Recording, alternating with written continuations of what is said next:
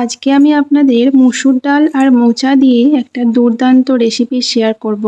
এই রেসিপিটা থাকলে কিন্তু মাছ, মাংস, ডিম এসব কিছুই লাগবে না। এই একটা রেসিপি দিয়েই কিন্তু এক থালা ভাত খাওয়া হয়ে যাবে। আর এতটাই সুস্বাদু খেতে হয় যে একবার বানিয়ে খেলে কিন্তু আপনার মুখে 1 মাস লেগে থাকবে। Hello everyone, welcome back to my channel Debashree's cooking diary. তো প্রথমে আমি মোচাটাকে ছাড়িয়ে নিয়েছি। এখানে আমি অর্ধেকটা মোচা ব্যবহার করেছি। কড়াইতে জল দিয়ে মোচাগুলো আমি কিছুক্ষণের জন্য সিদ্ধ করে নেব ঢাকনা দিয়ে। খুব বেশি সিদ্ধ করার প্রয়োজন নেই। ওদিকে মোচাটা সিদ্ধ হতে থাক, এদিকে আমি পরিমাণ মতো মসুর ডাল নিয়ে ডালটাকে আমি ভালো মতো ধুয়ে নেব। তো ডালটা আমার ধোয়া কমপ্লিট। এরপর আমি দেখব মোচাটা সিদ্ধ হয়েছে কিনা। তো আমার মোচাটা সিদ্ধ হয়ে গেছে। এরপর আমি ঢাকনা খুলে মোচাগুলো জল থেকে তুলে নেব। জলটা কালো কালার হয়ে গেছে কারণ মোচার কষ বেরিয়েছে। এরপর কড়াইতে আবারও জল দিয়ে আমি মসুর ডালটা সিদ্ধ করে নেব। মসুর ডাল আর মোচা এগুলো কিন্তু আলাদাভাবেই সিদ্ধ করতে হবে, নয়তো একসাথে সিদ্ধ করলে কিন্তু পুরো ডালটা কালো হয়ে যাবে ওই মোচার কষে। ডালটা ফুটতে শুরু করলে এরপরে দিয়ে দেব 1 চুটকি লবণ আর দিয়ে দেব আগে থেকে সিদ্ধ করে তুলে রাখা মোচাটা।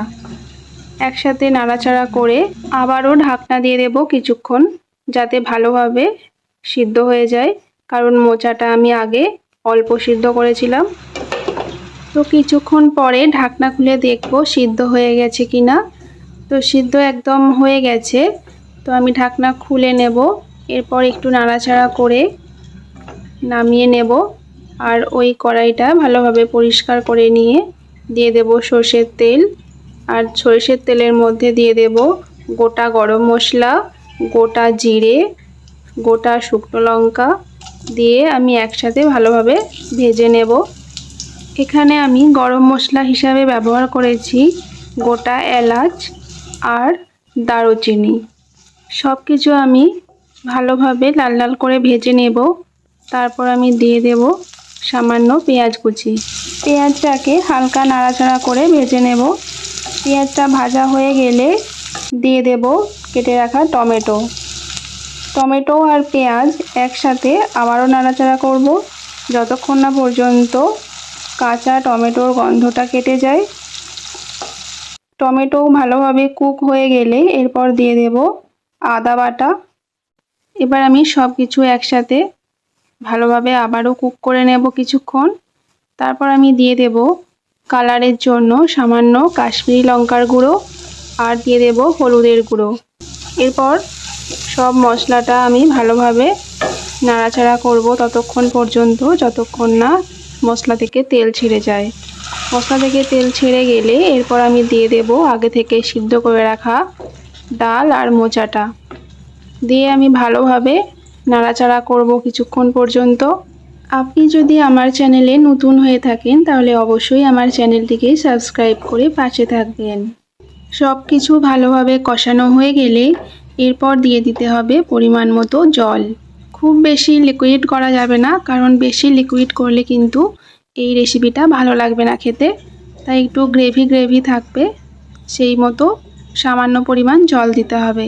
দিয়ে কিছুক্ষণ ফুটতে দেব। আর তার আগে আমি দিয়ে দেব আবারও সামান্য পরিমাণ লবণ আর দিয়ে দেব সামান্য চিনি। এরপর একটু নেড়েচেড়ে নিতে হবে। আর তারপর নামানোর আগে দিয়ে দিতে হবে 1 থেকে 2 চামচ মতো ঘি।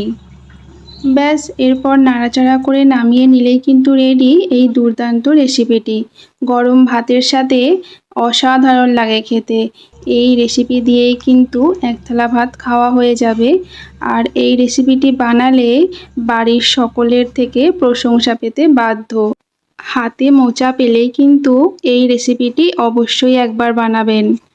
দেখবেন একবার খেলে কিন্তু বারবার বানাতে ইচ্ছে করবে এই রেসিপিটি। মাছ, মাংস, ডিম কিছুই লাগবে না যদি এই রেসিপিটি সাথে থাকে। আমার রেসিপিটি আপনাদের কেমন লাগলো অবশ্যই কমেন্ট করে জানাবেন। যদি ভালো লাগে লাইক আর শেয়ার করে দেবেন। আর অবশ্যই সাবস্ক্রাইব করতে ভুলবেন না, যাতে পরবর্তী ভিডিও নোটিফিকেশন সবার আগে আপনার কাছে পৌঁছয়। ভিডিওটি দেখার জন্য আপনাকে অনেক ধন্যবাদ।